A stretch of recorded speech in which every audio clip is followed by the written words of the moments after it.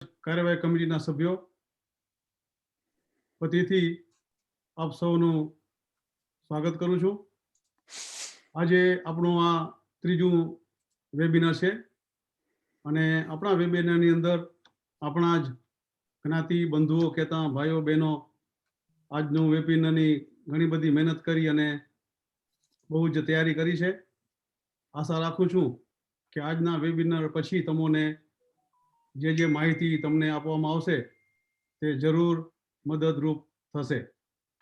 On behalf of the Board of Trustees and the members of the Managing Committee of Sri Kachhilewa Patel Samaj, I welcome you all to our third webinar, and I hope that after the information which the panel is going to give today, it will be beneficial to those of you who are with us today. So with those few welcoming words, we look forward to make sure that you enjoy all this webinar today. And I will now request Miraben Varsani and Dinaben Ragwani to introduce the team. Miraben and Dinaben, thank you. Thank you, Valjibhai. Namaste Badane. Welcome to the first seminar in our Be Kind to Your Mind series. Mental well-being, or as we would say in Gujarati, Mansik Santulan, is being talked about more and more widely nowadays. But the true question is, do we really understand how to deal with or process our feelings? This past year in particular has impacted all of us in different various ways. No one's exempt. Our children, our parents, our friends, ourselves, we've all had some kind of impact or kind of setback within our lives. With today's session, we're hoping that you will take away some insights into how to understand your feelings and also have an idea of how to support those that you love and those around you. On our panel today, we have Dr. Daksha Hirani, Dr. Dinil Vikaria, Dr. Ketna Halai, Manoj Kerai, and Dheeraj Bhai Vasani, who's going to speak to us about his own personal experience in the past year. Before we carry on, just a point to highlight that we will be taking questions. Please do type them in the chat facility. We'll be able to address them once the presentation is over. And without further ado, I pass on to Dr. Dinil Vikaria. I'll just share the screen.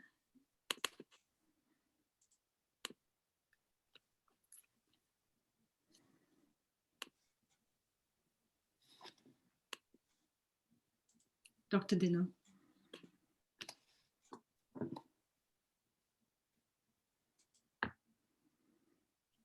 Hello everyone, Jai Shri Krishna Badaina. I'm Dinil Vikaria Gam Sikpur Butch.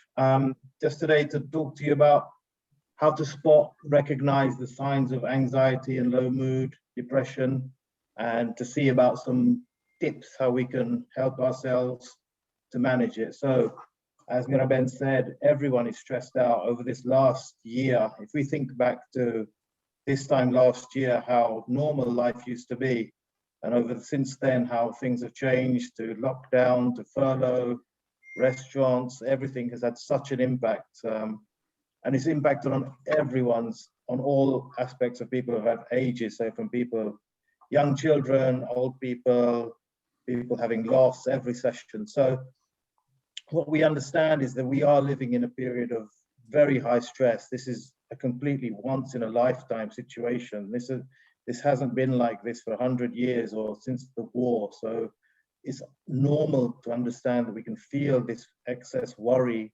And sometimes when this happens with all these messages of stay home and keep your distance, this can lead to anxiety and people feeling low. So next slide, please. So it's interesting how we think about depression and what we think it is and what it actually is. So these are some of the symptoms and signs to look out for. That sometimes we all feel quite sad and low, but it's if these feelings are carrying on for a lot longer and you don't have any enjoyment. So some of the symptoms are that of feeling very sad. This is not just the short-term sadness that we can come over. this is every day you're waking up, you're feeling very low. You might feel kind of angry, irritable. Now I know in lockdown and it's difficult. You might rub up against each other, get irritable. So it's normal to have these little outbursts, but sometimes it can be causing as a symptom of depression. Also, sleep. Some people find it difficult to sleep. They can find it difficult to fall asleep, stay asleep. They might be oversleeping. They might have low energy. They don't feel like doing anything. Then also there's trouble concentrating. So you can't really read books. You might even lose interest in your daily functions and your things you used to like enjoying to do. And when we think about anxiety, again, this, as I said, is a period of very high worry, anxiety. We're always worrying about so many things. But actually, when this worrying can cause physical symptoms, which I'll go on to, it can cause problems with your heart is always racing, you're wanting reassurance about everything, you're not sure, you feel uncertain. Sometimes you can have headaches, sweating, problems sleeping again. So I'm sure that at some time we've all had some of these symptoms, but when these symptoms stay along for a long time, that's when we start thinking about need to get some help. Okay, thank you. Next one. So what are some of these triggers? Well, we've talked about, obviously, the last year is everything is COVID. You can't turn on the news without hearing about COVID. You can't walk to the shops, COVID. So it's normal for us all to have this fear of catching it. Even a simple thing like going out is causing a sense of panic. So not only the worry that you will catch it, that your friends, your saga, your family, everyone will have it. And that's the big worry. Also in this time, talk about the financial stress share. So debts, people on furlough, people have big money problems. They might have loans they need to pay back. This is again going to be a trigger. Then the worry about our children, the younger people, from people who've had changes in their university lives, the children who can't do their exams, the people who've been studying for the GCSEs, A-levels, also children studying from home, the homeschool. I think children have been fantastic in this, but it is causing a lot of difficulty for them, and then difficulty for parents trying to look after them. Then also so many people have lost so many jobs. Industries have been affected, and then that's going to maybe cause financial problems and stresses there. As I said before, you're being stuck inside with your own small group of family, and usually you would have gone for Diwali or you would have gone to the mandir regularly, but now you feel isolated, you feel alone, you can't do your normal routine. So again, this is one of the ways you can't relieve your stress. Also things like changes in people might have to move house, all the relationships, people I know who've been planning weddings, engagements, all the ceremonies, and they can't attend these things. So it's a big change in people's lives. Plus also, as we hear about later on, how many people have been suffering from loss and bereavement as well. Thank you. Next slide. So these are some of the things to keep an eye out for. And as I say, sometimes we can all have these, but if you're doing this every day, if you see these signs in yourself or your friends or family, just speak to them and notice them. So I said about feeling low in your mood all the time, feeling very depressed about the future, feeling about tiredness, concentration. As I said about irritability, you can feel just on edge. Then you feel the sleep problems, you might be sleeping too much because you don't feel motivated and you're feeling depressed, or you might be sleeping very little because you're always worried about things. This causes the fear, the worry, and then I said the changes in eating. You might eat too much or too little. You don't feel to eat. You might lose your appetite. You can feel the sadness, the worthlessness, and I think the big thing is to look out for if you've got an interest in something like football or cricket, and you suddenly start losing that interest, and you can't relax and switch off. That's another symptom of depression. Next slide. So these are some of the physical symptoms we all have when we're feeling anxious. When we feel like this, it's our hormones in our body, the adrenaline comes through. So you feel like the breathing goes faster, the sweating goes more. It's like nervousness, but it stays for a long time. You can see a lot of these things can cause blood pressure, can cause problems in the tummy, the petma, and concentration, the muscles, so all of these can cause a lot of physical symptoms that we can see. Okay, next slide.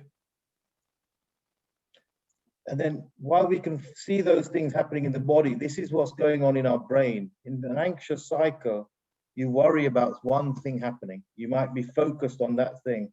And then you start playing it around again and again, like a cycle in your brain. It will be horrible if this happens. And then I must work out ways of how to stop this happening. And then it keeps worrying about that cycle. And then before you know it, all you're thinking about is this. And then you have those long-term thoughts of anxiety. Okay, next slide, please. So again, in depression, you might have those symptoms that I spoke about: tiredness, poor sleep, low mood. But in your mind, you might start thinking these thoughts again in that cycle form. You feel low self-esteem, self-worth. You start feeling, you know, I'm rubbish, this won't end. You start feeling I'm not good enough. You might start feeling that it's all or nothing. So if I didn't pass one exam, that's it. I'm rubbish. I'm failed. I failed everything. You might start thinking nobody loves me. I can't be I have to be perfect. So you start to concentrate your thinking like this in all aspects of all the things you do. Next slide, please. So what do we do about this? So first thing is to recognize this is a stressful time. We are living in completely, we've never seen this before. So it's common to feel these triggers. But if you recognize these symptoms and signs in yourself and others, talk about it, talk to them. Please, this is one thing we have in our communities, that we try and shy away from the stigma of this. I've spoken to, you know, lots of doctors, nurses, colleagues who've suffered these things, and lots of people from all professions, from all ages, from all backgrounds can feel these symptoms and signs. Stay connected to friends and family. It's very difficult, obviously, when you've got into a routine of going to the mandir regularly. You can't do this anymore. So try to reach out, use Zoom, use WhatsApp, try to have a set routine that you can try and keep. Important to keep yourself with regular sleep, regular meal times. Many people are offering courses in relaxation, yoga classes, mindfulness, exercise. These are all things you should do to kind of free up some of that adrenaline that's running through you. Obviously, a time of stress, you can have problems. A lot of people will start using alcohol, bad habits. So keep an eye on this. And then make sure that you're keeping an eye on the media time. I know this was covered a lot in the vaccine talk, but too much of the social media, too much of the news, COVID, it can start making your depressive thinking even worse.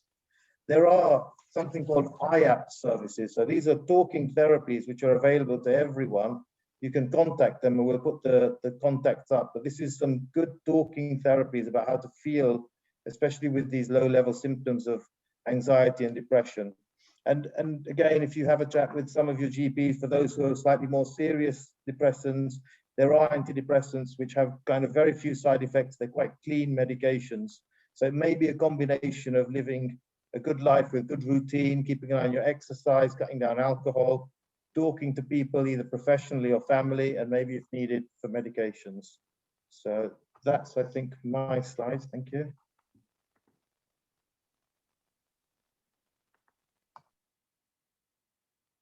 Thank you, Dr. Dinal. We'll now move on to Dr. Daksha Hirani, who will speak to us about stress and burnout.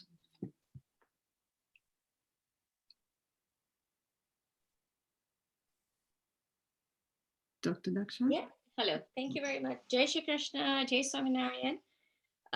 My name is Daksha Hirani, and I'm from Gam Manukwa. I'm a clinical psychologist, and I'd like to speak to you about stress and burnout today. So, Meena, if I can have the first slide, please. Mm-hmm. I think when people say that I'm stressed, we sort of we understand what it means. But when people say I'm burnt out, many people don't even understand what really burnout actually means. So I thought it'll be helpful to just stress and just to say, what is burnout? So burnout is characterized by a state of absolute emotional, mental, and physical exhaustion. It's caused by excessive and prolonged stress. So when somebody's in a stressful situation for a very long time, they wake up, they go to work, they go and they manage the family, they do everything. And at some point, they just crash. So that's a sign that that's burnout.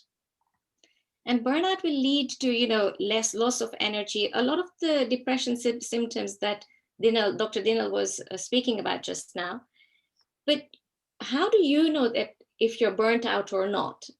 So some of the signs would be where you wake up and every day is a bad day. It's a struggle to get out of bed. Or you just don't care about your work, you don't care about your family, and everything seems like a total waste of energy. And yet you know that you are not that kind of person when you really think about yourself inside, and those two don't match. So, that might be that you're burnt out. If you're exhausted all the time, and if you're just the majority of your day is spent on doing stuff that is dull, overwhelming, and you just can't get going. Or some of people what I've heard is some of my clients will work from home, because a lot of us have started to work from home, and you wake up, have breakfast, and then go to the next room and work. So there's no separation. After that, you come off and you start doing other stuff, being with the family. So there's no time in between, and people are finding that they're working longer hours, which can lead to burnout. So it's just things to be watching out for. So Mirabin, if I can have the next slide, please. So what I'd like to just get you to think is, remember the 3R approach, just very quickly. 1, recognize, watch out for the signs of stress and burnout in yourself. When you know that you have stress and burnout, then you can do something about it. So the first thing is just increase your watchfulness and insight to what is my body doing? What is my mind doing? And then know that you can reverse this. This can be reversed by seeking support, which we'll go through on some of the tips, and also some of the organizations and places you can go to for extra support. And then resilience. Once you've managed to reverse some of the mental health challenges you might have had, the next step is to build resilience so that you can actually stand strong with whatever life's vicissitudes come upon you. So this is about, just building a resilience to take care of the stress by improving your emotional and physical health. Yeah, Mirabin? Now, I thought this would be helpful to share in terms of, well, what is stress and what is burnout? Like, what are the differences? Because the two are very, very different. And I just want to quickly go through this table that I put together. So stress will be characterized by over-engagement. Like somebody's on like a Duracell battery. They're just keeping on going. And you know that they are not quite present, and they're working through a lot of stress. And then burnout would be when you're just not bothered. You're just not engaged. You're doing the stuff, but you don't feel it. It's like you're not connected. So that's a sign of the burnout. So with stress, you might be overactive. The emotions will be overactive. You might be urgency. You'll be hyperactive. And the thing with stress is it can lead to the anxiety disorders. But primarily, the damage is quite physical, because like Dinalbhai was saying, you can get a hypertension with that. You can get IBS. So the body reacts to stress, and the body speaks the mind. The body is telling you, there's something wrong, watch out. And we just have to listen to that. Whereas with burnout, you just get a complete sense of just dull, and life doesn't seem worth living. And emotionally, you're numb. So these are some of the differences between what is stress and burnout. So Mirabin? What is stress? Why do we people get stressed? Why do we experience stress and burnout in the first place? This is something that happens to all of us. As a doctor, I can say I've been stressed. There have been moments I thought, am I going towards burnout? Watch out. And then I do something to get back on track. And the reason being is our bodies it's a survival mechanism that prepares us to either fight for survival or to run away from a threat. So if there's a dog coming at you and it's going to bite you, your body needs to be prepared. You need to have a lot more oxygen so your muscles have oxygen, so you can either run or you can fight if you think you can fight that dog. So your body will be ready in that way. The thing with stress is our bodies are still reacting in that way, even though they might not be a dog, because we're engineered to think of the worries of the future, learn from the things that happened in the past. So we are always constantly juggling things and saying, is this something that, am I going to be fine? So stress is our body's automatic response to danger. We can't say, oh, I don't want to be stressed. And certainly if somebody is feeling stressed, I'm going to invite you to not tell them, oh, don't be stressed, because once the body is producing a stress response, it's producing a stress response.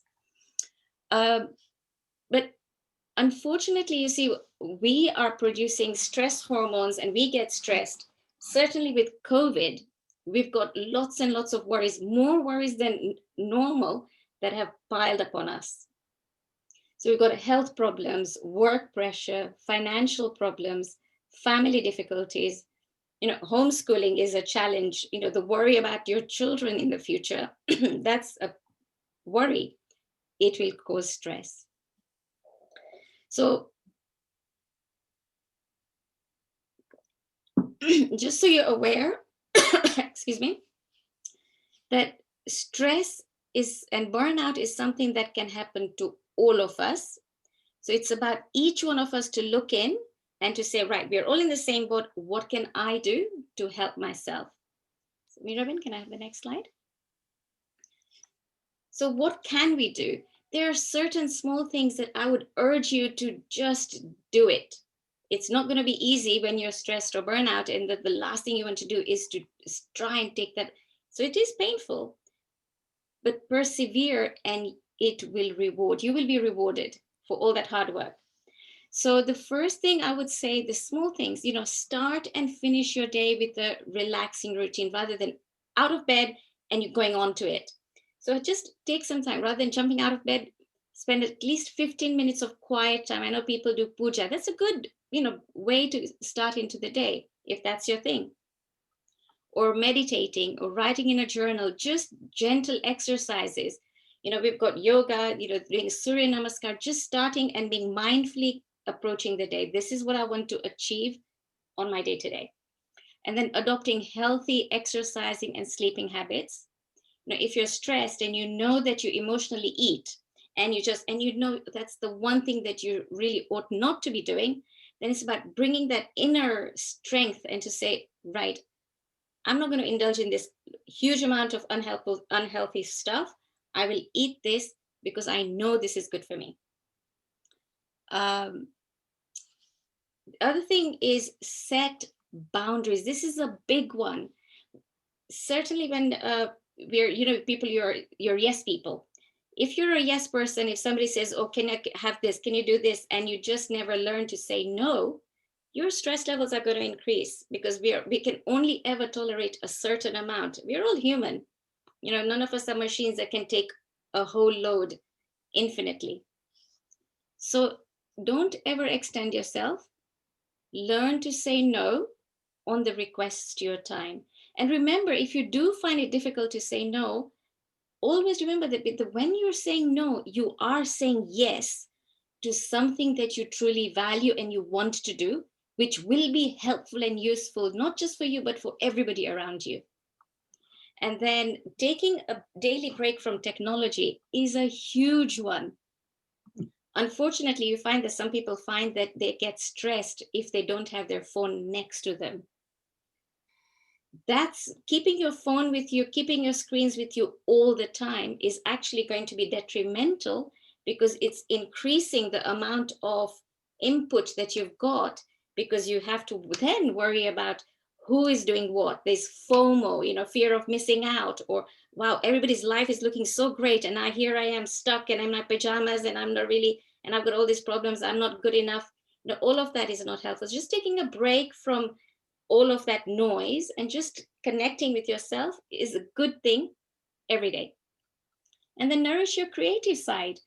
Creativity is a powerful antidote to burnout. So think about what is it that you like to do. Forget about the whole world. What gives you joy? What gives you pleasure? And then spend about 5-10 minutes doing that if you can't spend hours and hours doing it. Yeah, Mirabin, the next slide. So one thing that I would say, which I utilize all the time, is that when I know that I've got a lot on my plate, I'll use the 4 in, 6 out technique, breathing technique. Earlier, I told you that when the fight flight response kicks in, the heart rate beats faster. Why does it beat faster? Because we start to take in a lot more oxygen, and because the body is getting ready for the muscles to either fight or flight. So as the oxygen goes in, the heart has to pump it all. So how do we reverse this? How do we trick the mind into thinking, hang on a minute, there is no dog coming? So we can lower our heart rate by controlling our breathing. So the body then automatically gets the oxygen and the carbon dioxide levels equated. So it's breathing into the count of 4. So you're making sure that you've got enough breath, enough oxygen, but then breathing out slowly to the count of 6 or more if you can handle it. So you allow your body to get rid of all the carbon dioxide that is produced and really sort of regulate your breathing again. It just helps in the long term to just do like 5-10 minutes of this every day, and your body learns that it's okay. It's not going to be terrible. I will manage. Now, the NHS website, I think, is fantastic, and they've put together really easy to read how to manage stress, just key pointers. So I'm going to urge you to go to it and have a look. Yeah, so the link is right there, and these slides will be shared later. Some practical support, when people are stressed, sometimes none of all of these techniques are going to work because the actual concern and worry you have is so real.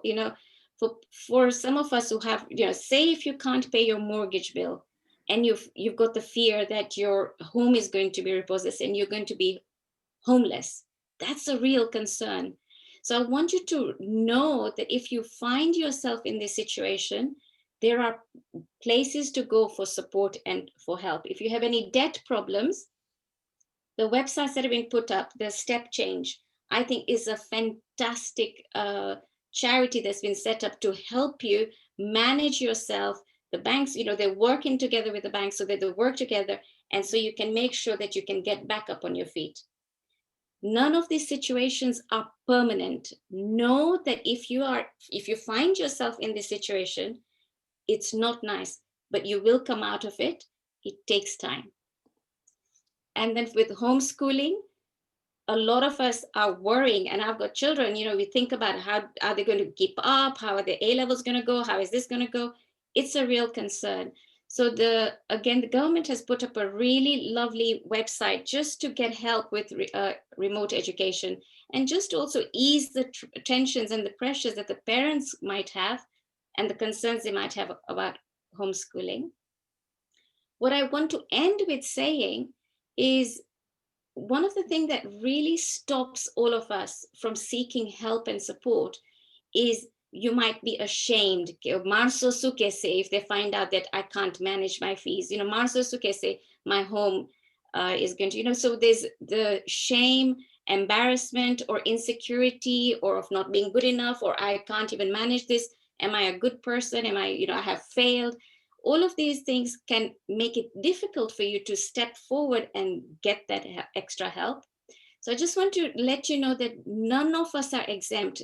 These kind of problems can affect everybody in life.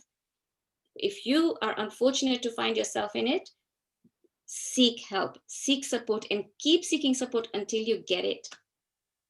Okay? There'll be more resources at the end of the presentation as well. So thank you, Miraben. Thank you, Dakshaben and Dinobai. To everyone that's listening, if any of the information you've just heard from either of the doctors has raised any questions, you have questions around how you would like to cope with some feelings you're experiencing, please put them in the chat box and we will pass them on to the doctors to answer them during the Q&A session. We'll now go on to our next section, which is dealing with grief and loss, and that is with Dr. Ketna Halai and Dheeraj Vivasani. Dr. Ketna? Hi everyone, Jai Shri Krishna Badane. My name is Ketna Halai. I'm a GP in Brent. I've been a GP in Brent for about 13 years, and I'm also clinical director with NHS Brent Clinical Commissioning Group, So I'm involved in planning care for those residents in Brent and supporting planning of care at North West London. So I've been asked to talk about grief and loss. This is the common word, it's bereavement. It's not a word that we see commonly used in the English language, but it means a period of sadness and loneliness that we experience when we lose a loved one. Ekle bereavement ekle apne dukh lage jare kok apne family ma gujri jaye. It can be a human being, it could be a pet, you know, someone that you've lost, it's a loved one that you've lost in the family. So someone who sadly had to experience this during COVID is Dheeraj Bhai, and Dheeraj Bhai has kindly agreed with the support of his family to tell us about what he and his family went through during this period of bereavement for them. In COVID, you know, it's been very, very challenging, like we've said. You know, we haven't had the normal grieving process that we have had. You know, we have besvanus, we're able to attend funerals, and that hasn't been possible. So even if we've lost family members, not because of COVID, but because of other illnesses, we haven't had the opportunity to grieve. So Dheeraj Bhai has kindly agreed to tell us his story. Namaste, everybody. Just to let you know, there will be a YouTube link available with bits of Gujarati translation. I'd just like to start with thank you to SKLP team and Dr. Sunil for inviting me to talk about my experience on mental health during and after the loss of my son, Kavi. I think there are three main components we all possess: the body, mind, and intellect. The body is the means through which we physically interact with the world. Excuse me. The mind is that which governs the feeling and emotional part of oneself. The mind wanders and lacks consistency and purpose in life. It's just like a monkey, and if uncontrolled, can make hell out of a relatively peaceful mind when it experiences an event. Uncontrolled emotions lead a person to a disinterested in life and eventually leading to depression. Quite often, the agitated mind finds temporary comfort in constant intake of increased doses of drugs. Therefore, it is very difficult to get out of depression, which can lead to total destruction of one's life. This is a common situation we hear in the television, we find in a current climate of lockdown. Third part is the intellect, which judges, thinks, reflects, and makes decisions. With a powerful intellect, one can find himself relatively in peace, no matter what one experiences. I have studied many books on Vedanta philosophy, which has helped me to stay steadfast after the loss of Kavi. The feelings and the emotions will be there for the rest of life, and only time will heal. What I try not to entertain is my mind is being emotionally in the positive and negative way. I think we never imagined the death of our child before us. Well, this is a sad part of life. Who knows what happens in the future? Loss of any close relative, friend is always very painful. I had COVID when Kavi was taken to hospital with a mild stroke. Caused by COVID, I did not have the energy to get up from the bed to give him encouragement. before he went to the hospital. This later haunted me when I got better. While in bed, I had a feeling of my death, but just kept chanting God's name, irrespective of what thoughts came into my mind. I usually managed to sleep.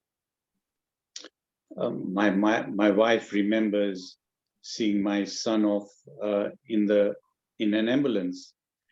She had spent few days before nursing him, but his condition had started to worsen. There was an urge to go with him, but she was not allowed to due to COVID. Her last words to him was, "I will see you soon."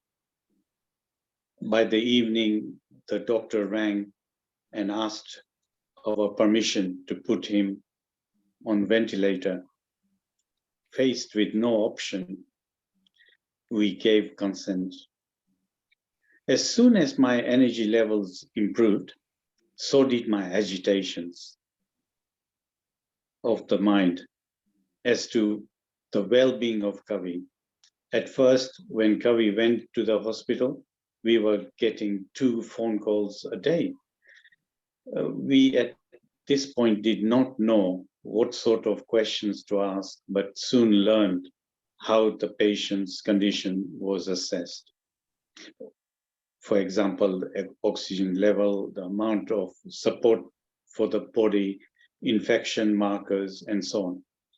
Soon as more and more patients were admitted into hospital, we would get only one call, and anxiety levels increased as we waited for his call. I started ringing all the doctors and pharmacists I knew for advice and researching on possible medication. No one had any suggestions. During Kavi's time at hospital, I hesitantly rang Dr. Sunil and expressed my worry and anxieties.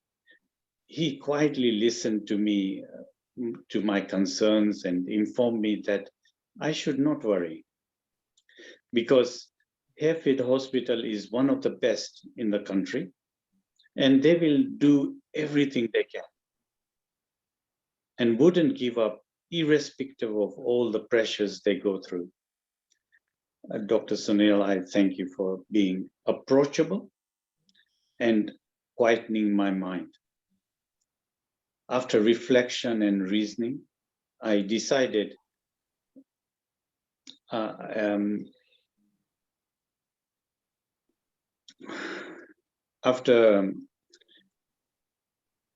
reflection and reasoning, I decided to have faith with the consultants.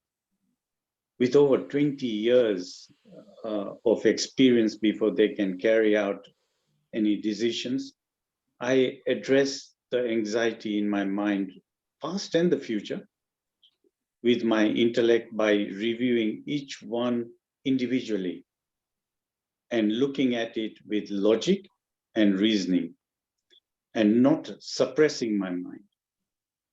The anxiety subsided and I could think much more clearly. In the same way, I encouraged my family to do the same and not worry about Kavi from Sunil's uplifting words, by having faith in the doctors. And the fact that the outcome of Kavi's fate is not in our hands, but God's. Also, our friends provided us with lots of support by ringing us, going for walks, discussing the situation. By talking and understanding the situation, it provided relief. Time went very quickly. Kavi was improving slowly towards the end of the time. the infection level increased suddenly over 2 days, we were contacted by a hospital to pre-warn imminent heart failure with a various circle of increased support and his body unable to fight infection. On the final day, we were allowed to visit the hospital. However, only my wife was allowed to enter the ICU unit to see him. It felt like we were in a bad dream. Though visiting the hospital helped us to accept that the time was truly up. The three of us were in the house when the call came to say he passed away. We hugged each other. I remembered my wife said to my son that it was okay to cry. We embraced our emotions and cried heavily. It was okay for everyone to cry. Sometimes. It left the whole family shocked that life could end so fast within a matter of hours.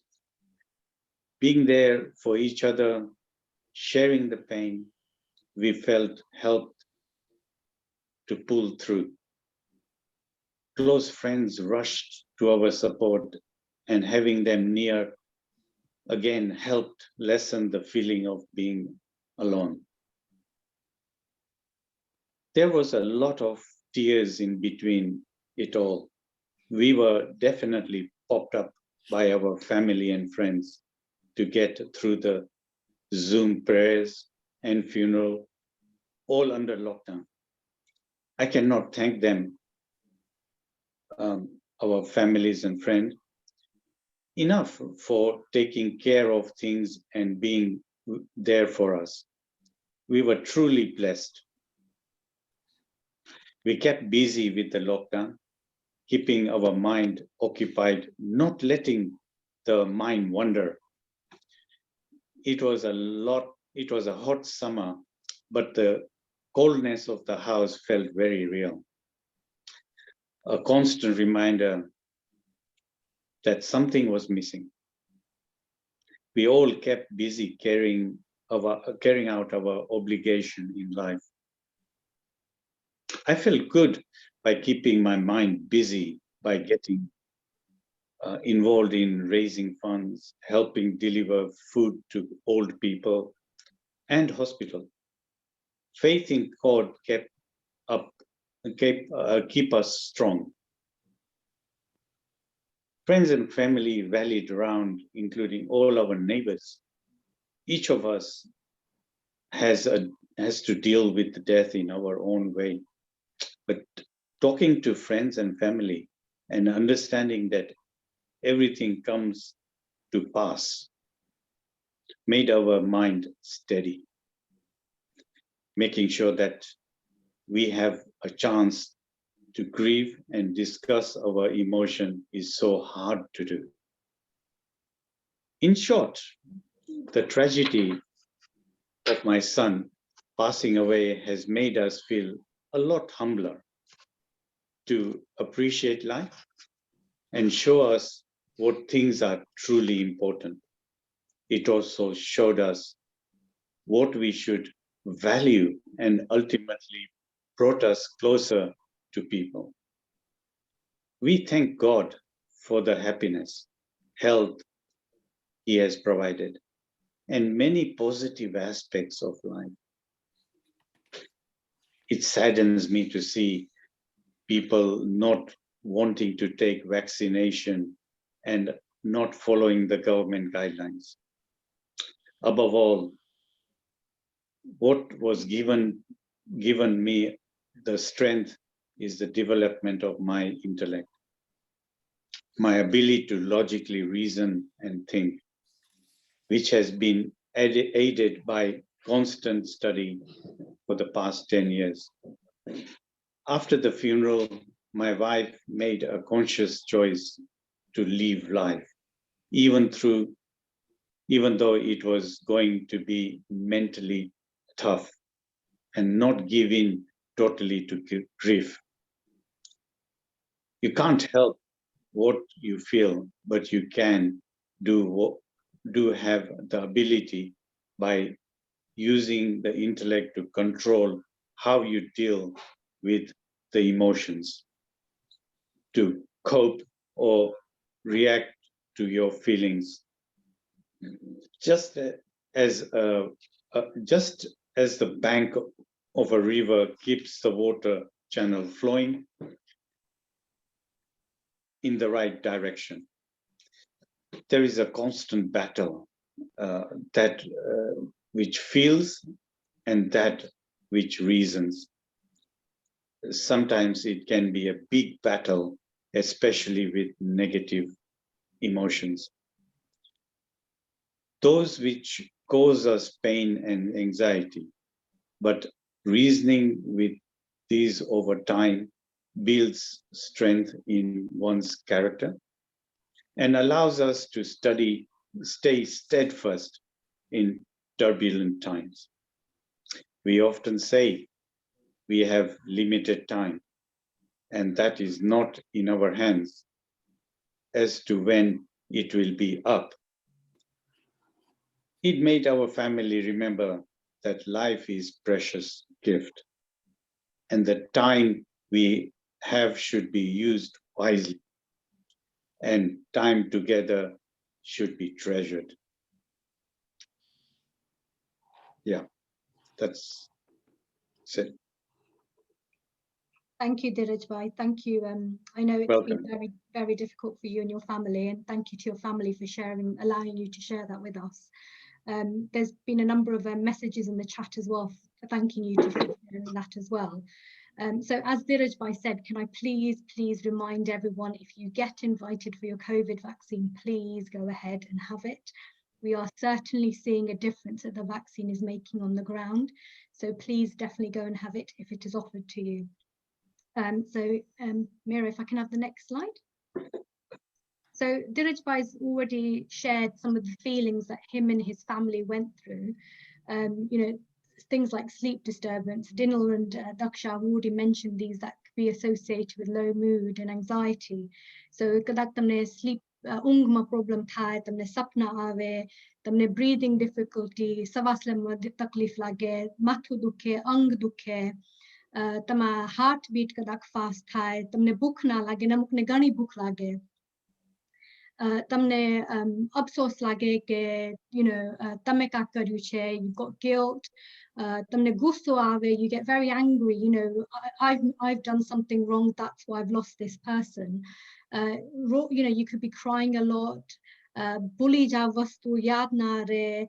But also you can feel that as us, we have our beliefs, and there could be spiritual things that you're feeling. Why me? Bhagwan ke maru family member le ju make I kadu wrong. These are all the feelings that you could be experiencing.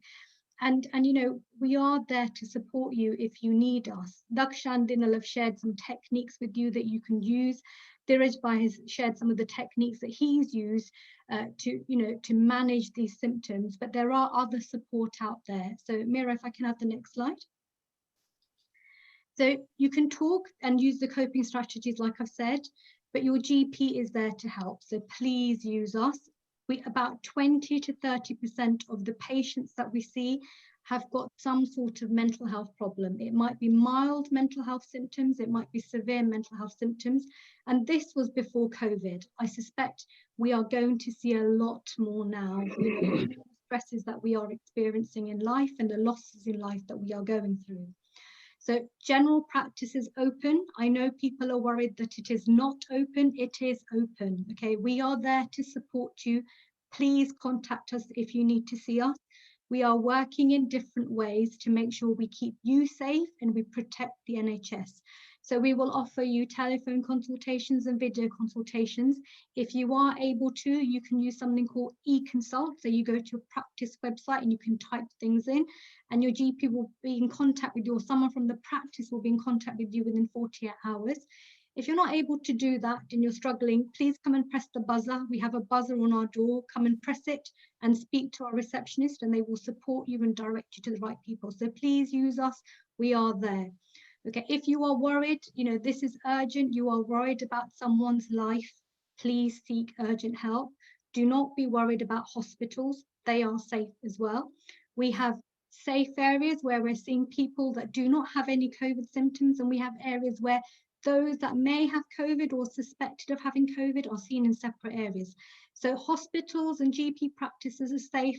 Use us if you need us.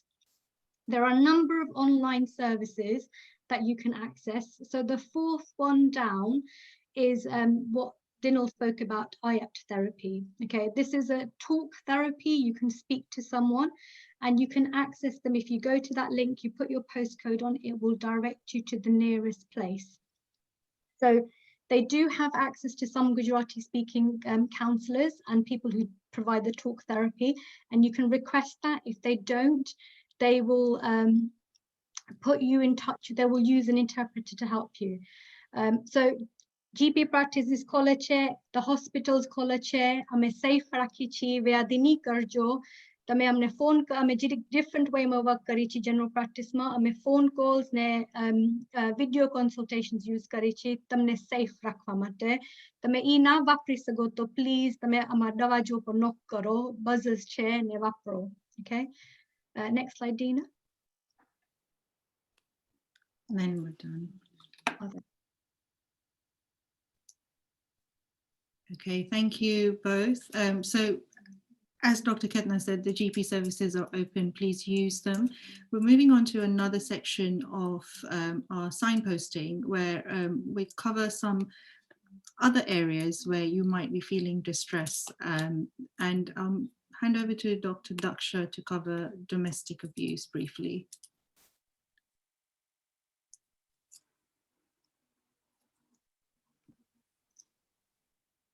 Oh, hello, everyone.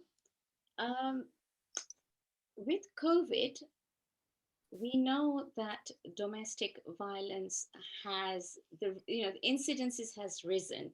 And you think, well, why that? Domestic abuse has been there, challenging relationships have always been there. But when you put people, locked down in a home, whereas people who might have difficulties in the home might have felt that, when I go to work, at least I have some peace and quiet, because at home, things are really, really difficult. Now people don't have that respite. They find that the challenges that they have just living together, whereas before you didn't have any problems, you might find that actually things have become really tense in the relationship. Now, if it goes to a point where you think, hang on a minute, I'm not feeling safe, then I want you to know that there is support out there. And I always say, anyone can become a victim of domestic abuse. Don't assume that because, I'm a man and I'm a banker, nobody's going to believe me. There will be people who will believe you. So go and seek. If you think that you've got domestic abuse. So what is, domestic abuse is not always physical. It's not just, tane marto ta nathi, to it's okay, or tane marti ta nathi, it's okay. But, it can also include things like coercive control and what we call gaslighting. Now, I urge you to just look up this term, but I've also put down a little bit about what it is. And it's sometimes used and called narcissistic abuse. A lot of domestic abuse is experienced in this manner. There might be economic abuse. You're not allowed to manage your finances. So you find that you're now completely dependent on your partner. That is abuse. If you have no way of gaining some agency in your life. You can have online abuse. Children can have this online abuse as well. Threats, intimidation, emotional abuse, or even sexual abuse. And sexual abuse can even happen in the relationship if you are forced to have sex and it's not consensual. That is abuse. So, people say, coercive control, coercive control. What is coercion? Coercive control is an act or a pattern of acts of either shouting at you or assaulting you, physically, threatening you or blackmailing you or humiliating you or intimidating you. Any other abuse which is used, or any behavior which the intention is to punish you or control you or to frighten you, that is coercive control. And gaslighting is a form of psychological abuse where the person or the group of people, it's not just one person that can gaslight you. Sometimes a whole group can gaslight you, and they make you think, and they make you question your own perception of reality. Or you did this happen, did not, and you start to question on all of that. So just know that domestic violence comes in many, many ways and many approaches. But if you feel that you're really unhappy and you think that something might be happening, I urge you to just read up, look it up. And then on my next slide, I'll show you where you can also go to for extra support. Thank you, Mira. So the first thing is to remember, when you're stuck up in your own home, you might feel like you're the only one going through this. I can guarantee you, you are not alone. People are out there who can understand what you're going through, and people are out there who are also going through similar things. So there is a free national domestic abuse helpline, which I urge you to use up. Even if you think, oh, I'm not sure if this is domestic violence, call them. Call them for anything, and they will direct you if they're not the right person to contact, or if they are the right person to contact, they will take you forward. They will connect you with the police if necessary. They will connect you with an IDVA. An IDVA is an independent domestic violence advisor, which is allocated to you to then help you through your journey to really say, hey, look, this is how we can work out, so we can get you to a place of safety and a place where you feel like your life is now again your own. Now, there are lots of helplines that I've put together here. They're all wonderful websites to go to. And depending on what you actually need, if you want some information on just how can I get help, there's the government website. Then there's also the National Domestic Violence Helpline. The third link down there is called the Freedom Program. The Freedom Program is a fantastic charity that is run. It's a free program that you can sign up, you can be referred to, you go to it, and now there'll be online ways of receiving that education, where you're taught and you're made to really think about your perception of what is a healthy relationship. Sometimes people don't know that they're in a domestic violent situation because they don't know really what a healthy relationship looks like. Or they might make excuses for the other person that, oh, but they're this, they're that, and they take in abuse when actually it's nobody has to live in fear. So I want to end by saying, remember, domestic abuse is difficult to talk about. With it comes shame, embarrassment, insecurities, fears that you may have. What will people say? What will happen? Just recognize that you are important, and no one should live in fear, and everyone has a right to be safe. So go seek support and don't stop until you get it. So thank you very much. Thank you, Miraben. Okay, thank you, Dakshaben. As I mentioned earlier when we did the introduction, no one is exempt from all these feelings, and children and young people are some of the quiet victims of mental illnesses. Ketnaben will take us through how to recognize and help them.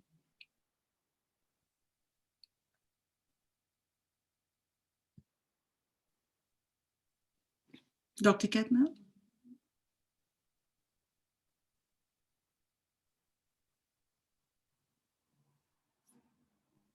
Sorry, I was on mute. So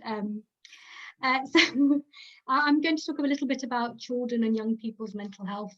As we already mentioned, children are currently being homeschooled. They are struggling. They have lost family members and friends too.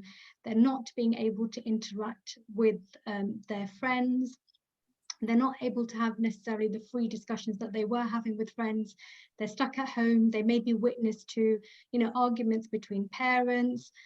They may be witness to domestic abuse.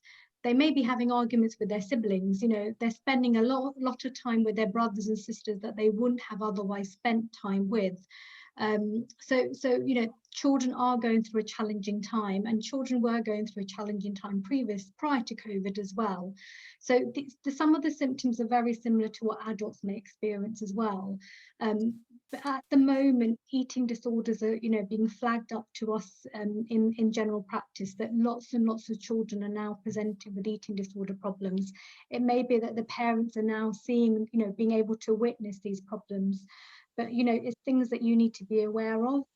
Think about, you know, if you feel that your child's not speaking out, you're worried that they may be, you know, anxious, they've lost their confidence, then, you know, these are signs that you may be witnessing. And these are signs that, you know, young children or children may actually tell you that they have as well. If they do express thoughts of wanting to hurt themselves or are hurting themselves and potentially hearing voices and seeing things, these are things that you need to seek urgent support with, and contact your GP. And if they're hurting themselves, I would say, you know, that's a crisis point, and you need to take them to hospital if they are hurting themselves, if you cannot speak to the GP, if it's out of hours. Can I have the next slide, Mira? So these are some of the services that you can access for support. Children's centres and family centres were previously open, but because of COVID, they're now offering remote services. Schools do have access to psychological therapies. I know that's not always the case, but please ask the school if they do have access to this. If they don't, and they ask you to go and see the GP, please ask them to provide you with a letter that states what they are seeing and the concerns that they have about that child. Because a GP only has about 10 to 15 minutes time to spend with you, and they won't be able to see the concerns that the teacher or you yourself might be seeing. So please do share that with the GP, and we can make the onward referrals if needed. There are some very good online apps, and I would, you know, personally recommend Kooth. It's being used by lots of our children, and lots of our children are finding it very useful. These apps, if needed, if the child expresses something concerning to them, they will encourage the child to seek further help, or they may even step in and make the referral onwards themselves. There are some telephone helplines as well. We all know about Childline, and there are some other ones that I put on the list there as well. Thank you, Dina. I've also been asked to talk about perinatal mental health. So during COVID, it's been very challenging for women who have been pregnant. You know, they've had to go to their antenatal classes and their antenatal appointments on their own. Partners haven't necessarily been allowed in. Partners haven't been allowed in for the births. You know, they've been allowed in after the birth for a couple of hours and being told to go home. So it's estimated about 1 in 5 to 1 in 10 women develop mental illness during pregnancy and after pregnancy. So it is quite common. You know, there's challenges that women have to go through during the pregnancy. There's stress, there's, you know, the traumatic births itself. They may have, you know, a history of mental health before they even got pregnant. They may be worried about the baby's health and anxieties about their own health. But it's not only a condition that affects the mother, it also affects the father. And it's something that we need to be aware about. People that can help you with dealing with this would be the midwife, so definitely talk to the midwife. The health visitors once the baby is born, and the GP again as well. We're there if you need us. And there's a link there that I've put in for where people can go to for support. Oh, sorry, Mira, before I think we could go to the next slide, can I add that I think a lot of women and parents worry that if I report my symptoms, that my child will be taken away from me and I won't be allowed to bond with them. So the service is, if a mother does need to be admitted for whatever reason into hospital, the baby will always go with the mother. So they will never separate the mother and the baby. So please don't worry about that. Okay, they will keep the mum and the baby and the family together as much as possible. Thanks, Mira. Thank you. And our final segment in the signposting will be covered by Manoj Kerai to do with suicide and distress.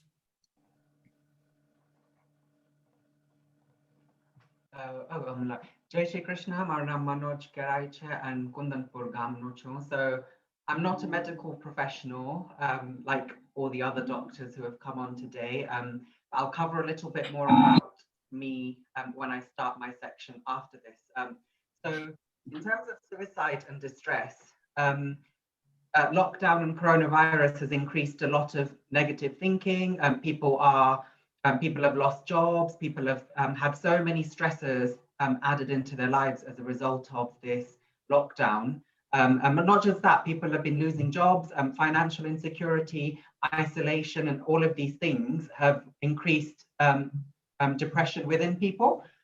So if you've been feeling distressed, if you are feeling, you don't need to be feeling suicidal to phone Samaritans, but if you are feeling suicidal, you can call us. And even before you've got there, we want to stop you from feeling suicidal. So it's a free phone, 116 123. So do call us. And I know during lockdown, sometimes it can be quite difficult to find some privacy. And people are saying that as well. People are saying we're not getting time to talk to other people. Like a lot of the times you may talk to your friends, you could talk to other people and unburden yourselves and by sharing a problem. But this isn't really happening during lockdown because you're probably surrounded by the people who are adding these stresses into your life. It might not be like they're abusing you. It could just be, oh, and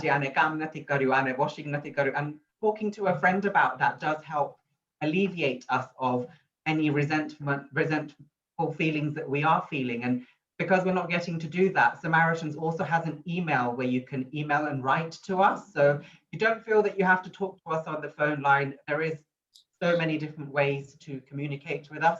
And one more thing I did want to talk about before I move on to my section was domestic violence against LGBTQ identifying people has risen by 340%, which is the estimate during lockdown. And one thing to clarify is domestic violence isn't just a partner abusing another partner. It could actually be a family member who's unhappy with the choices or the biological tendencies of their child, or it could be a family member who's inflicting this abuse onto people. And Dr. Amin mentioned a lot of ways in which these are happening. So it could be gaslighting, coercive control, various other ways of doing it. So it's not just physical abuse. There are many different ways. So if you are experiencing any issues or bullying or hate crime around your gender identity or your sexuality and stuff, do call the Gallup helpline, and you can even write to them as well. So it's quite similar, and they'll be able to help you because people shouldn't be, and they're more specialists for LGBTQ based domestic violence as well. So do reach out to them. It's a good source of support to go to. I think that's me done with this section. Yeah, thank you. I'd just like to remind everyone, if you do have any questions, please send them through to us via the chat facility and we'll cover them in our Q&A session. I'll formally introduce Manoj, although we've already heard him speak. He's been a Samaritans volunteer for almost 80 years and he's a mental health first aider. If you tuned into our emailer back in October last year, you would have seen his funny video called Manoj's Chintas, and today he'll talk to us about reframing your thoughts and supporting yourself in increasing your mental well-being. Manoj, over to you. Thank you. I'm going to be covering two sections within this thing. So Belo section, how we can help ourselves when we're experiencing negative thoughts. And the second section is how we can help others. So just a little bit about the first section. Can I go into the next slide, please? Thanks. So I find often that taking some time out after each day is quite important for us. Dakshaben and Getana and Dhirubhai, they all mentioned various coping mechanisms and coping techniques that we could use. But what I'm wanting to cover a little bit more about is how we reframe negative thoughts. And Dhirubhai kind of also mentioned a little bit of it when he was giving his life experiences. So for me, I've lived through quite severe trauma in terms of abuse and sexual abuse and stuff. And I found a lot of ways of reframing trauma through things like the Srimad Bhagavatam and ways you can reframe a problem, which helped me to overcome a lot of difficulties. And even now, I kind of use these 5 ways of rethinking a problem, which helps me. So one way I've kind of used this, I'll talk a little bit more about how I've used it in lockdown. At once I've covered all 5 of them. So can I have the next slide, please? Thank you. So I think firstly, the way we have to kind of look at something is look at it as another perspective. So we're often thinking about things from our own point of view, which is fine. Like, it's our life, it's our world, it's fine. But when we start looking at things from other people, there's so many communities, cases in our community where or but very often these people aren't taking time out to step away from the problem and look at it with a different perspective. So when people start looking at it as like, why is this happening? What role have I played in making this happen? Or can I change something that is causing this? So often we can start reframing the problem, like it gives us something to do rather than live through this thing, and having that thing to do will help us. So આપણે એવી રીતે સમજી કે આપને માથે એક problem આવ્યો છે તો હું આનો હલ હવે કેવી રીતે કરીશ, આ શું કારણે થાયરું, મેં કાંઈ કર્યું હોય કે આનો આ મુશ્કેલી આવી એના હારું કરીને મેં કાંઈ કર્યું હોય. So એનાથી આપણે દૂર ઊભીને જરાક જોઈ and look at it through a different perspective will help us. Secondly, managing of expectations. So it's natural to have expectations. It's something that we all need to kind of have a look at because expectations are quite important. But it's also important to identify whether your expectations are realistic or not. So tomorrow's Valentine's Day, and there's going to be loads of upset wives because their husbands didn't get them any roses or chocolates or whatever. But if your husband doesn't get you chocolates and roses every year, why are you having that expectation in the first place that he will get you something? So there's also some sort of things like this as well. Like when you're applying for jobs, if you've put in the best effort you can, and if you're doing stuff, then you've got expectations to live up to. So identifying why you have a certain expectations and the reasons you have it is more useful than saying, I expect this to happen, and having realistic expectations is useful.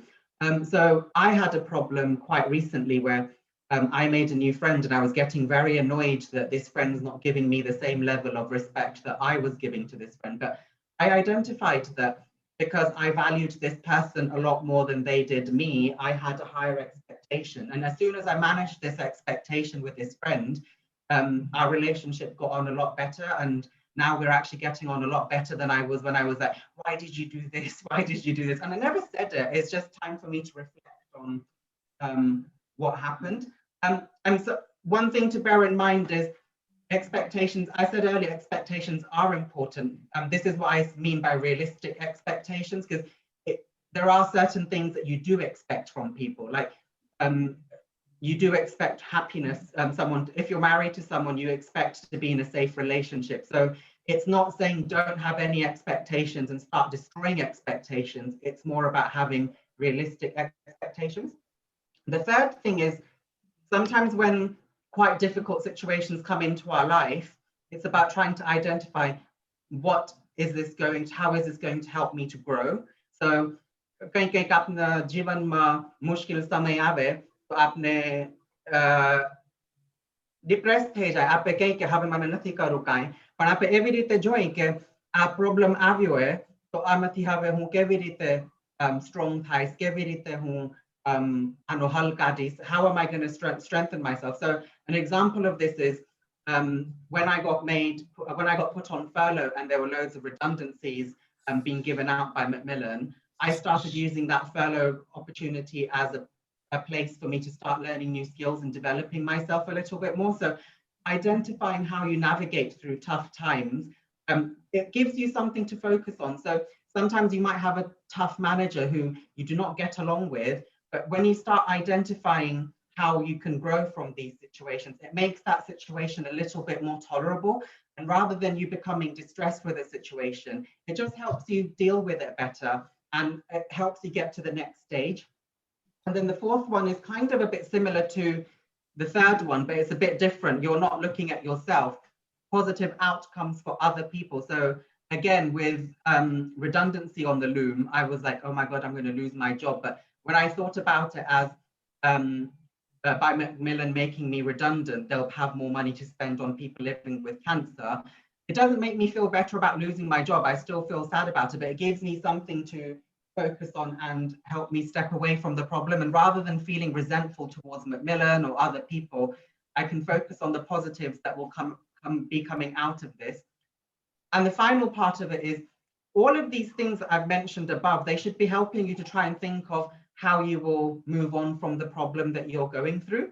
So having an escape plan is not so much like just getting yourself away from the situation. It's trying to think about it and reflect how you're going to minimize the impact of when you remove yourself. So when you're in a group of toxic friends, you can't just argue with them or fall out with them and leave, because that will cause more drama. It's about identifying how you will step away from that toxic group of friends by causing minimal impact and just better your life in a way. So there are, because I don't have long to go through this, I'm not going to be able to go through it in major detail, but I will be starting like a series of them going into more depth onto my Instagram and YouTube channel at a future date. So we'll do that. But one of the things to look at this is when you're reflecting on a problem, it's often trying to nip it in the bud before it takes grip of us. But when you're further down the line and when something so big happens, it's not always possible to use this. So you should be trying to identify things like medical help, friendships, or other organizations that you've already been signposted to as part of your escape plan. So how are you going to use all of these to help you to get better and start healing it? So when you start thinking about the problem, and I always spend an hour each day meditating and going through my life events. And then when there's something that's feeling a little bit, oh, I don't like how this happened, I start looking at it from another perspective. I look at my expectations around it. I kind of identify what opportunities are coming out of this. And if I need to take myself away from it, I start looking at it. So having time for yourself to think and reflect is quite important. And it could be by yourself, or you can talk to other people about this as well. So I think this is my first section done. So now I'm going to go on to the second section, which comes from my Samaritans training, and also from when I was in school. I started getting involved in mental health because I set up a support service for other school students, which helped to reduce people's mental health. I don't think we have time for the listening test, do we? We can do if it's quick. It might take like a minute or two, but okay, yeah, that's fine. Okay, so I'm going to read a list of words, and what I want you guys to do is, once I finish listing the list of words, I want you to write down or try and remember as many of them as you can. And I want to see how many words you remember. There's a list of 15 words. I'm going to start now. So the words are Rama, Lanka, Mandavi, Kaikeyi, Hanuman, Janak, Shatrugna, Ravana, Sumitra, Valmiki, Sunaina, Mithila, Urmila, Forest, Shurtakirti, Lakshmana. So those are the words. Now see, I want like in 30 seconds, how many of these 15 words can you remember? Can you write them down?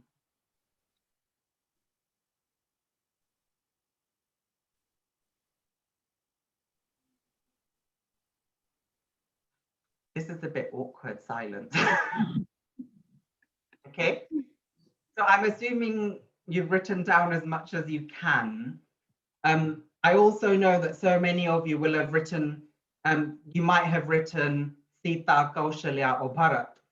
If you wrote any of those, you're wrong. I didn't actually say any of those names, but people, can I go on to the next slide and I'll explain what happened there? So people have schemas, and this is an experiment that Bartlett did in 1932, where he showed this picture to people and he asked them to recall what they remember.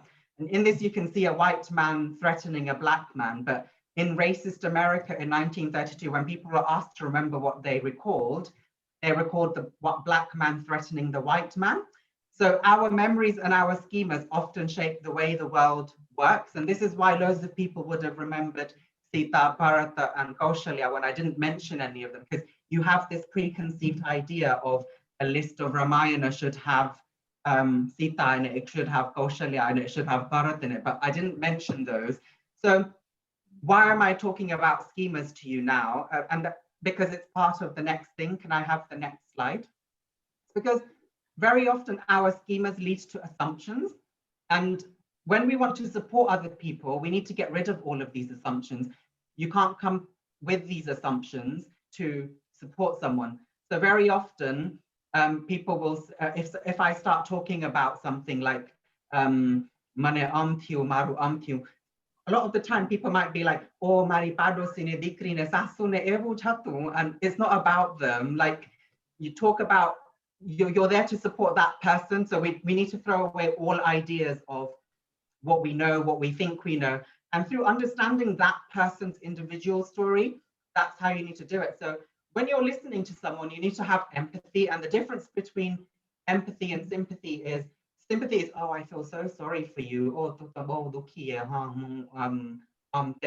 Empathy is trying to understand the person a little bit more and understand their problem. No judgment when you're listening to someone, because the moment you start judging, that person will seal off. It's like what I mentioned earlier, you're not walking in their shoes. So if you don't understand their perspective, why are you making a decision on what they should be doing? Don't interrupt when they're talking and ask questions, which I will cover soon. And confidentiality. So if someone's sharing something with you, it's not a license to go mandir or someone say, hey, bye, aneta karari, agare karari. It's not that is for you to keep confidence. But one thing to remember with confidentiality is if you think someone else's life is in danger, or if you think there's an abuse of power by someone in a position of power, you are obliged to report it. But that's something to bear in mind. And the big thing I want to reiterate again is not about you. Don't bring in your own experiences, just listen. And the next thing I want to kind of cover very briefly, this is a whistle-stop tour because I've only got 5 minutes to cover it. But when you're talking to someone and listen to them and support them, and there's 8 different ways in which you can question people and ask questions to make them talk a little bit more.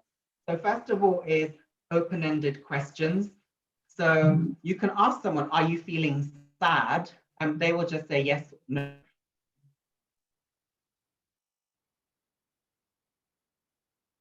That person will have a little bit more to say, and you'll get a little bit more understanding of what it's doing. So તમે માણસોને પૂછો કે તું દુખી હે તો એક હા કે ના જનો જવાબ આપશે તમને, પણ તમે એને એમ પૂછશો કે તને શું કારણે દુઃખ થાય, તો તું દુખી શેના કારણે હે, તો એ લોકો તમને વધારે વાતો કરે, and by talking they'll be able to kind of heal better. So encouragement is another way of doing it. So when I first had my first Samaritans call, I was taught encouragement, and the way I was doing it was yep, yep, yep, yep, yep, the entire time. And then my mentor who was listening to me was like, you weren't doing it properly. Like in real life, you can do yep, and people know you're listening, but when you're on the phone, it just sounds like you're trying to cut them off. So read the environment a little bit and say things like go on, or things like take your time, it's okay to take your time. So encourage them and don't interrupt again, like I said before, but encourage them to try and talk more. It's not about them saying it quickly. If they need a bit of time, give them that time. Don't rush it, or don't get frustrated that they're not talking enough in time. And then reacting is another way that you listen to people. So when I was saying don't assume earlier, someone might say, oh, aje mara nana off thei gaya. Our immediate reaction might be, oh, I'm so sorry to hear that. How are you feeling? But again, that's our own understanding and schemas that we're bringing into this. We don't know if that person hated their nana or how they feel about it. So wait for them to tell you things before we start assuming things. So they might say, because mara nana of guzri gaya. then you can say it must be quite a difficult time for you, or you must be going through a difficult time. But if someone says my granddad died today, and you automatically assume that they must be feeling distressed, and you put that in, they're just going to switch off. So don't assume, and by reacting to it, you are giving them the opportunity to further go into their words. So use their words back to them, and that's the next thing. It's reflecting their words back to them. So if they use the words like, I feel so hollow today, then you ask them, so you're feeling quite hollow, what does this mean for you? And that's clarifying as well. So sometimes reflecting, reacting, and clarifying, they kind of go hand in hand a little bit, where you kind of say, you must be feeling angry. You use their words back to them. So if they've said a specific word, use it back to them. If they said, today I feel like a cheese blanket, say, so you mentioned you feel like a cheese blanket, what does this mean to you? So then they go in a little bit more, and that will help us understand the problem a little bit more. And finally, summarizing. So when you've been listening to someone, pick out the key points. So you're saying you feel hollow because you lost your job, which is having an impact on your marriage and makes you feel useless. That really makes the person feel like you've listened to what they're talking about, and it kind of gives them so much more confidence to talk to you. So a lot of these ways in which we question people is how you do talk to people. Often people tell me like, it's about the intent you're asking people. So I think there was a time where I went out and someone had a relationship breakup. So I asked this person, how are you coping with this relationship breakup? And the person was next to me was like, but that person didn't feel upset about it. That person was glad that I touched the topic. So sometimes there's a lot of taboo topics around it, and people don't want to ask about certain things.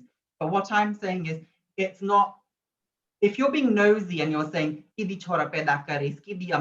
that's not helpful. But if you're asking them things like, would you like to have children? That's not so nosy. That's asking them about their thoughts, and they might tell you a little bit more.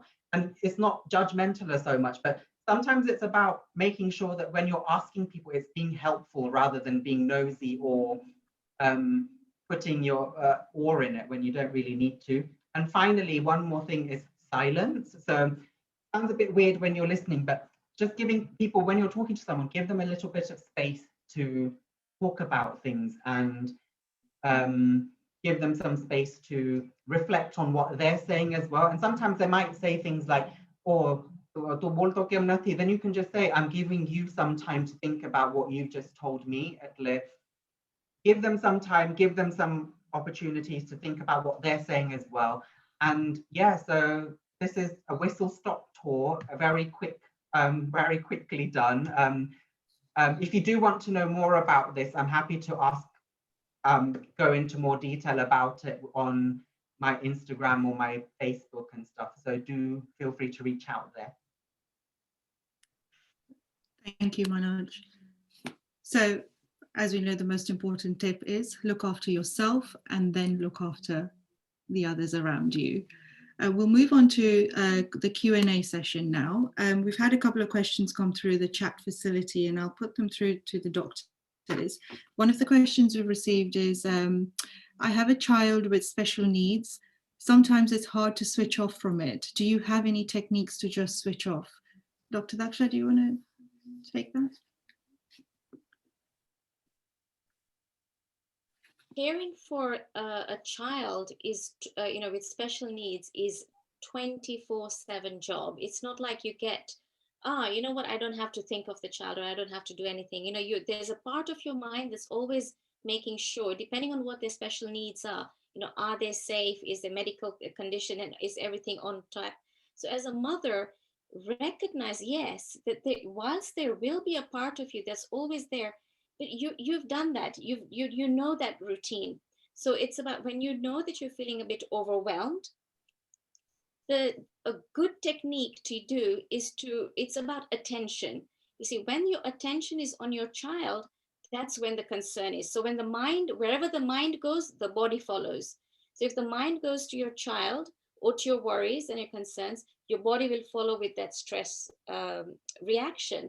So the key here is how do you then bring your attention, which you do have control over?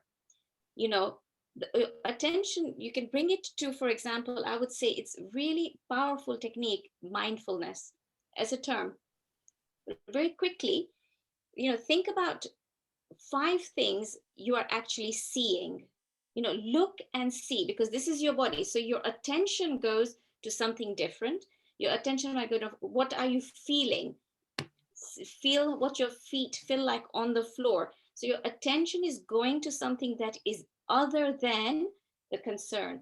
And then when your mind is a little bit quieter, I would invite you to see if you can actually even get to the point where you can actually feel, for example, your breath. Notice that sensation you might be feeling here, or notice something that you're feeling. So just by checking in on your body to stop that gap, and then see if you can, you know, with COVID, it's not like you can say, right, I'm going to ask my family member to come and have a look at an extended family member, or I'm going to have respite care at this care place. So that, you know, you might not have access to that. So see if you can extend and open up your support bubble to involve somebody so you do get respite. You know, none of us, even if it's a mother who's looking after a special needs child, you're not a machine. So you need your rest. And if it means you tell somebody in the family, for 1 hour, you do not come to me for anything regarding the child, you handle everything, and I will go and do something. Then go and have a bath, go and have a, you know, take on something that you have an interest in, go for a walk, feel, you know, it's a lovely cool air, feel what the air feels like on their skin. That's being alive. So see if you can do little bits of pieces like that, and know that this lockdown is not going to last forever. There will come a time when you will be able to let go of some of this stress and take the extended support that is available. But for now, any small respite you get, take it and know that you deserve it. So making room if you have guilt feelings, so, oh, I'm not bad, make room for that, let it be, and say you deserve that time off to really get and take your mind and attention to something that is other than the concern that you've got.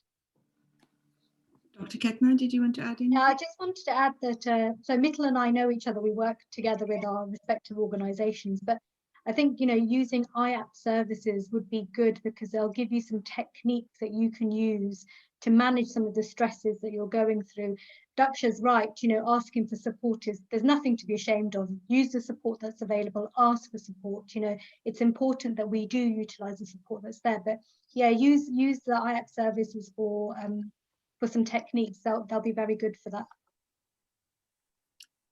Thank you both. Further questions we received around mental health and awareness with our elderly parents. One of the questions is, mental health amongst elder parents is a term they don't understand or want to accept. It's partially due to a different generation and lifestyle. How do we encourage them to help and understand? And the second one that's related is, the mental health support in the community services have been cut drastically, and GPs don't have enough time to support the elderly generation. What support is available for them, and how do they, what support is available for the generation who struggle with the concept of mental health? Dr. Dingle, do you want to take that? Yeah, I think it is quite tricky. I appreciate what you're saying about mental health support in the community has been cut, but I think the biggest challenge, and it's some of the other questions we've seen today, is around how to recognize these symptoms in our older generation, and also allowing them to, I think we have to recognize them, because there's lots of issues around people having different beliefs, and their cultural beliefs and religious beliefs, which is all fine.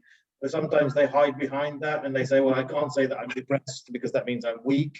So unless we can challenge those stereotypes and encouraging them to come and speak to the GP. So I didn't introduce myself properly, but I'm working as a consultant psychiatrist in an old age psychiatric inpatient unit, where we have lots of patients from all kinds of cultural and religious backgrounds. It's in Hertfordshire, so it's primarily more white, but I know from colleagues working in West London, East London, we do have lots of input. And so we are looking to help patients, for example, with dementia, depression in the old age. It's about reaching out through the communities, probably some public health work. We might be able to do that via the mandirs. And so I've run some practices in East London for elderly patients who've been bereaved.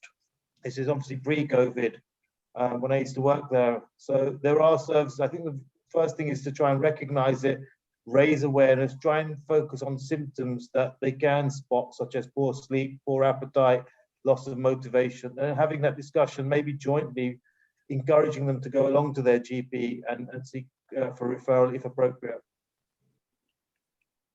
Thank you. Actually, some of the therapy services do, understand the cultural challenges. There are, in Brent, we have got a Gujarati speaking therapist. So they do understand the challenges that some of these elderly people and the beliefs that these elderly people do hold. So, if you can encourage them to even try, one session, they might actually find it helpful. Okay, the next two questions, I guess they're kind of, the theme is a superstition, so I'll read them out. The majority of people in our community put things down to najar, evil eye. Somebody died, somebody fell ill, you must have washed your hair on a Wednesday, etc. Or put up a picture of yourself on social media that attracted negativity. People need to understand that this is not the reason for people being ill, dying, losing a job, or having a tummy upset. Unfortunately, a lot of people also don't seek help, as they say it's their kismet. What advice would you give to people who have this mindset? I can answer that. Can you all hear me? Yes. Yeah.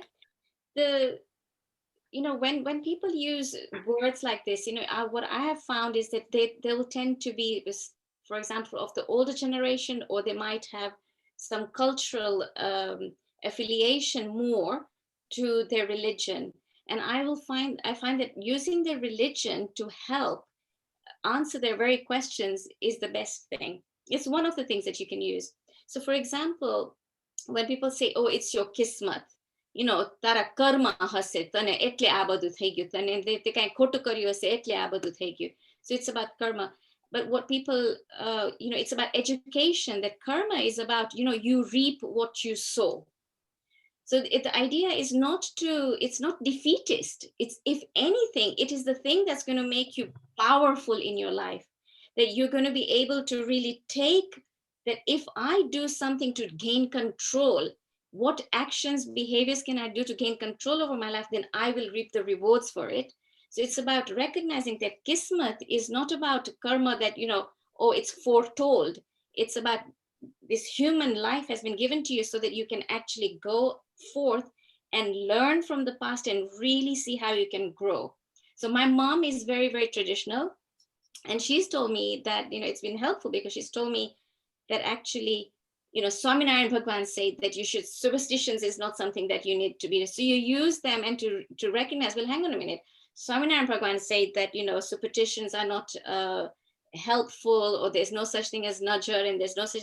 So you use that to educate them and just to pull them forward in any shape or way that can help them to hear you, because sometimes they might not hear if you just come from the Western point of view. So it's engaging in them with language that they might understand. And I guess approaching to show older people that actually, Man Shakti and Sukh, they know as Sukh and happiness. It's like, janam avyo to, Bhagwan sukhi karva, agar ke vitam vadhi shaki. And then you empower them to say, and if you're feeling sad or nirash, what can you do to help them? So it's finding the language that will propel them and empower them. Manoj, did you want to add anything? Yeah, I kind of wanted to add a little bit more just to say things around that as well. So I often found that a lot of people who talk about kismat and najar and stuff, they talk about it from a religious perspective, but I find that they don't actually understand these concepts as well. Like Dakshaben mentioned that when you talk to them a little bit more about it, a lot of this comes from culture. And when they start understanding a little bit more about where this whole kismat or things come from, they're understanding that it happens. So but people say, oh, maru kismat hase, but what they don't realize as well, Krishna says you make your own kismat. It's not about being defeatist, as Dakshaben said. But I think one thing that might be helpful for people as well is I found what was very helpful for me in breaking down a lot of these ideas around Qismat and stuff. I didn't really believe in it, but I wasn't sure where it all generated from, where it came from. But ISKCON was very useful at helping me to break down what Qismat is, how it works, and how it benefits people. So sometimes actually, if you know someone of the older generation who understands the scriptures and understands the content of it properly, not those bogus people who say, oh, mane, and heal you. More so, there are elders within our community who speak Gujarati, who understand the scriptures very, very well. If you signpost these people to those people, they'll be better able to explain the whole concept of how these najar and all of these karu jadu and all of these Qismat and stuff, they're misunderstanding and misinterpreting. And to an extent, hearing it from those people who people assume are more religious than us, or we're from the Western perspective, what resonates with them a lot better. So I would highly recommend you signpost them to people who you think will be better able to explain these terms to them. I know for me, I get a lot of people of my generation asking me about Qismat and stuff, and then I signpost them to ISKCON resources, or I talk to them about my own understanding, which helps them, because you'd be surprised, there are a lot of people my generation, my age, who believe in this Kara Dora and everything, and it's surprising that people who grew up with us believe that as well. So yeah. Thank you, Manoj. One more question for you. Are Samaritans to be contacted only for extreme feelings of depression, potentially leading to feelings of suicide, or can they be contacted for any feelings of depression and low mood? Oh, so no, not at all. We get a lot of callers who always apologize to us, saying, I'm sure you have other people who need to speak to you. It's not about that, it's anything. So sometimes people will call us just because they're feeling isolated and just want someone to talk to. Sometimes people might phone because the neighbors are making too much noise and that's making them feel distressed. So what our purpose is, yes, we're a suicide helpline. We do try and prevent, we don't try and stop people from doing suicide. Our target is to reduce the instances of suicide, but we also want to stop people from getting to that point where they feel very suicidal. So even if it's a little thing like someone looked at me funny, if that's causing you a problem and you want to talk about it, phone us. We're happy to talk about it. Don't feel like you're wasting our time or anyone's time, and don't apologize, because that's what the volunteers are there for. This is what we've been trained for. So short answer is no, you don't need to be really, really depressed. It could just be you're feeling lonely and you want someone to have a chat to, because a lot of people do that. They phone at 4 a.m. in the morning, I can't sleep. And we'll talk to them, because if I wasn't there talking to them, and just because they can't sleep, what sort of thoughts are going to start running into their mind as a result of not having spoken to me? So don't feel that you have to have gone that far down the spectrum to phone us. Okay, and I think we've got one final question now from a lady who's going through a divorce. Instead of support from family and friends, I'm getting asked many personal questions behind my divorce and then making up stories and gossiping about it all.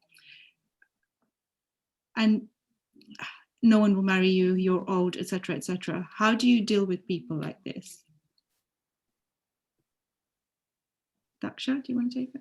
Yeah, I think Dinal Bhai, you had your hand up. No, you go ahead. I was just going to say that, you know, it's difficult to, what's in your control is all you can manage. You can focus on your own mental health, your own well-being, the decision you've made, the best thing for your future.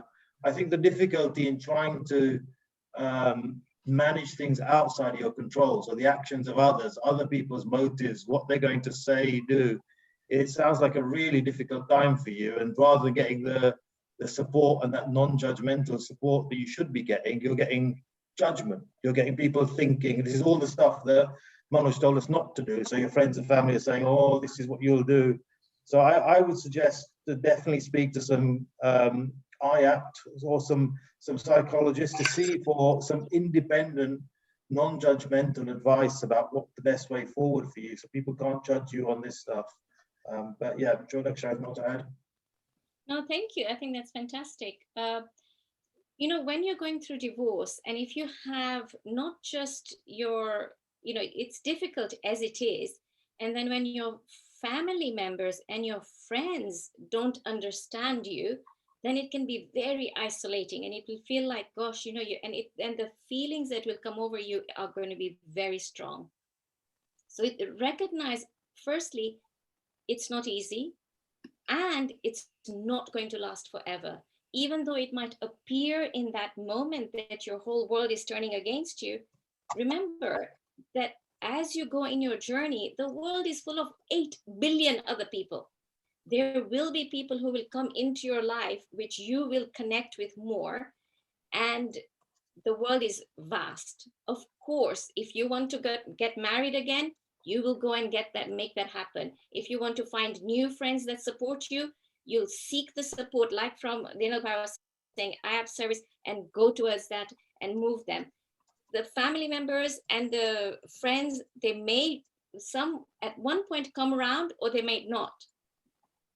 They have their own journey, but remember, you have your own, and believe in that journey and steadfast going in that direction. Thank you. We have one more question for Dheeraj Bhai. Condolences to Dheeraj Bhai and his family for your loss. When your mind is unconsciously on a whirlwind roller coaster, what do you do to put the brakes on, to become aware and then move towards your intellect? I think when your mind is agitated and full of anxiety, it's difficult to think clearly and take corrective action. So you need support. So you need to speak to people. But among all, everybody has intellect, a decision-making process. So it could be 10%, 20%, 50%, or 100%. So you use that intellect and you answer the questions that is coming up in your mind, not suppressing them or putting it aside, because it will pop up again. So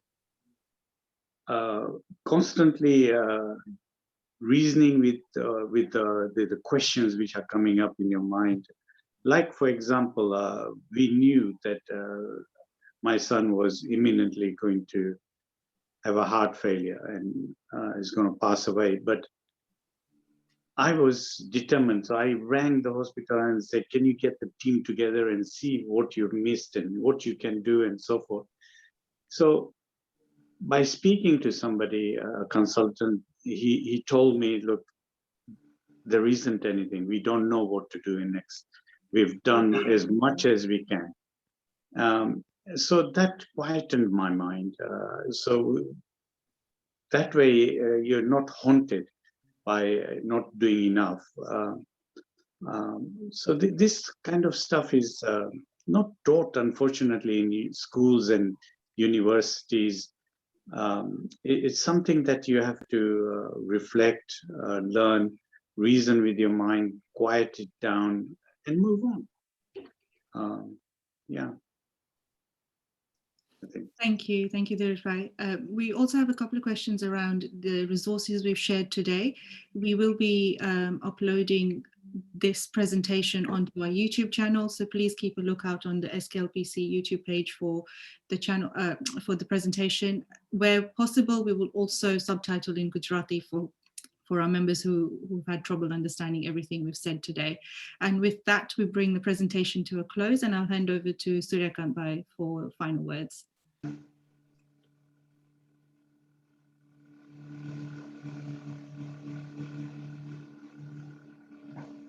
Thank you, Meera.